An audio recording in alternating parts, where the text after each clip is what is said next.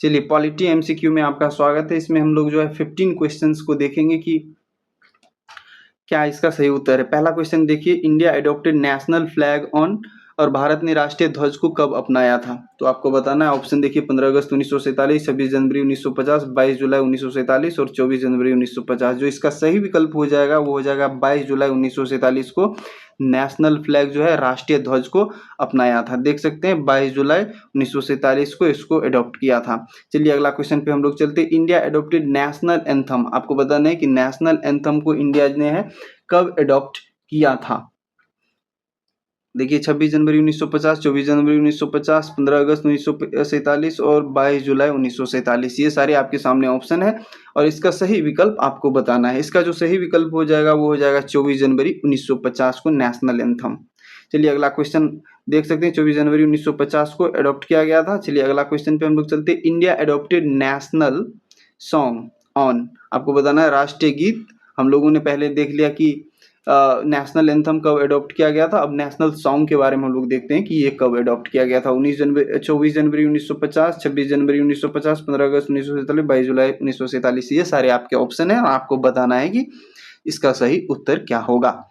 ठीक है, इसका जो सही उत्तर हो जाएगा वो आपको पता है कि 24 जनवरी 1950। ये नेशनल सॉन्ग और नेशनल एंथम ये दोनों सेम ही डे पर एडॉप्ट किया गया था। ठीक है, चलिए अगला क्वेश्चन पे हम लोग चलते हैं। अगला क्वेश्चन क्या कहता है देख सकते हैं। 24 जनवरी 1950 को नेशनल सॉन्ग और नेशनल एंथम को एडॉप्ट किया गया था। First president of India was elected by, आपको बताना है कि विधानसभा द्वारा, ये विधानसभा नहीं होगा यहाँ पर, कंस्टिट्यूएंट असेंबली को अब हिंदी में क्या कहता है मुझे नहीं पता।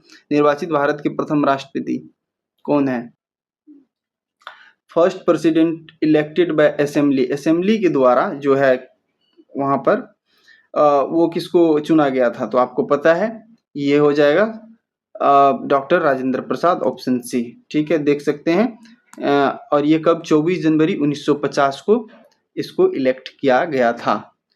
ठीक है, 24 जनवरी 1950 को डॉक्टर राजेंद्र प्रसाद को इलेक्ट करा गया था कंस्टिट्यूएंट असेंबली के द्वारा।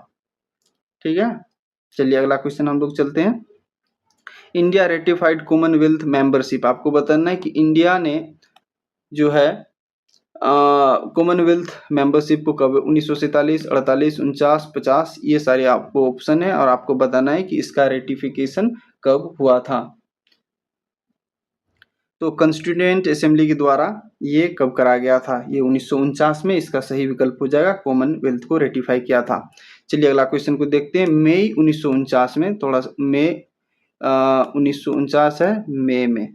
ठीक है, आपको ध्यान में रखना है। चलिए अगला क्वेश्चन हम लोग देखते हैं। Constituent assembly held a total of, ठीक है, संविधान सभा यहाँ पर होना चाहिए, संविधान सभा।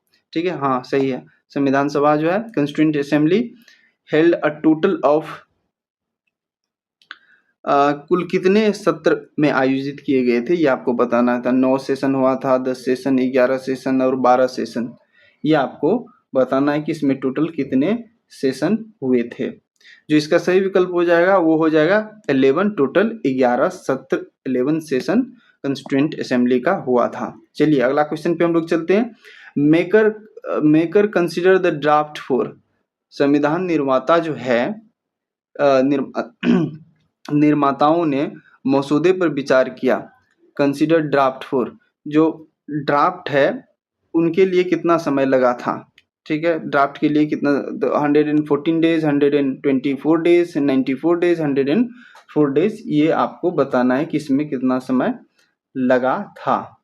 जो इसका सही विकल्प हो जाएगा वो हो जाएगा 114 days, option A correct answer हो जाएगा। चलिए अगला question. 114 days draft constitution was consider for duration of, 114 दिन तक जो है ड्राफ्ट जो कॉन्स्टिट्यूशन बन के तैयार हुआ उस पर विचार हुआ, कंसीडर हुआ, ये पूछा जा रहा है। कॉन्स्टिट्यूशन मतलब संविधान। ठीक है, संविधान निर्माण में लगभग कितने का खर्च आया था ये आपको बताना है कि टोटल एक्सपेंडिचर कितना आया था। 54 लाख, 64 लाख, 74 लाख और 84 लाख। जो सही विकल्प होगा वो हो जाएगा 64 लाख रुपया खर्चा हुआ था। चलिए अगला क्वेश्चन पे हम लोग चलते हैं। क्या होता है। Assembly held it's final session on, यहाँ संविधान सभा होगा, संविधान सभा, यहाँ विधानसभा लिख दिया। Assembly hold on final session on, आपको बताना है कि असेंबली का फाइनल सेशन जो है ये कब हुआ था।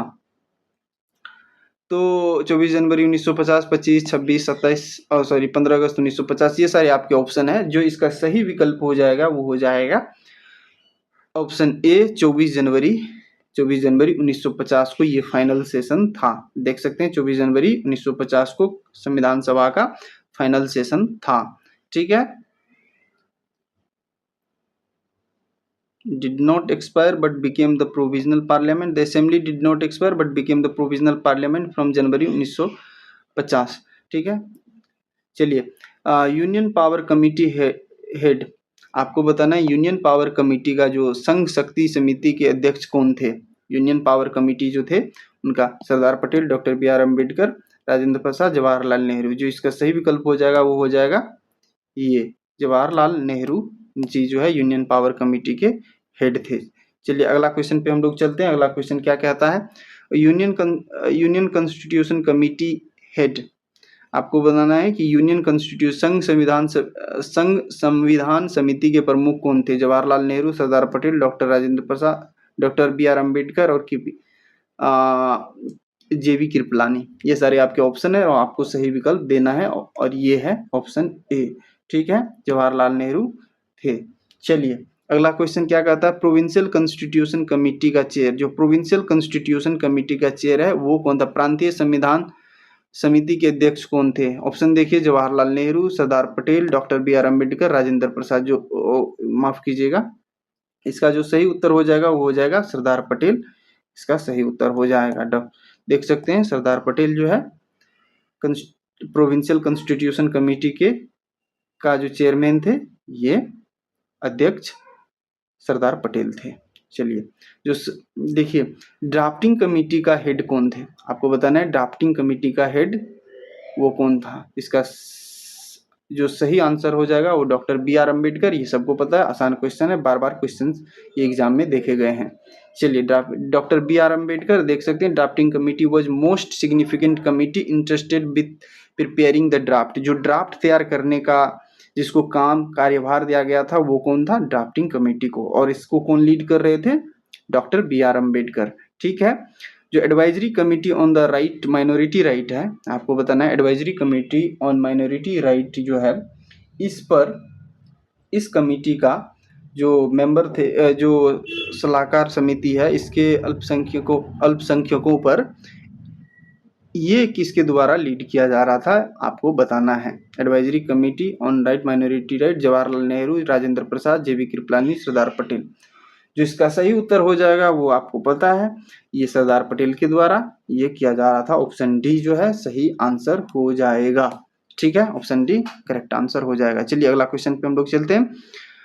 The rule of procedure committee head, आपको बताना है प्रक्रिया नियम समिति के अध्यक्ष कौन थे। Rules of procedure committee head, ये आपको बताना है कि इसका सही उत्तर कौन है।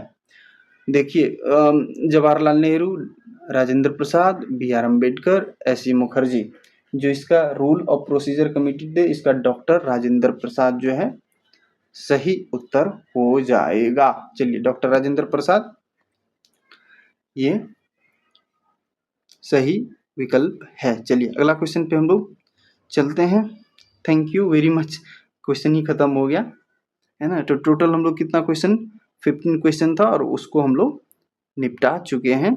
और आपको इसमें से बताना है कि आपका इनमें से कितना सही हुआ। ये बेसिक चीज़ें हैं, बार बार एग्जाम में आते हैं। Thank you very much for watching my video. ठीक है, आप यहाँ पर समरी में देख सकते हैं कि यूनियन पावर कमेटी और यूनियन कमेटी ये नेहरू जी के द्वारा लीड करा जा रहा था, ये चेयरमैन थे इसके। पटेल के द्वारा जो है प्रोविंशियल कॉन्स्टिट्यूशन और एडवाइजरी कमेटी, और Ambedkar drafting committee, doctor Rajendra Prasad rule and procedure committee, ये आपका समरी है, ये आपको ध्यान में रखना है। चलिए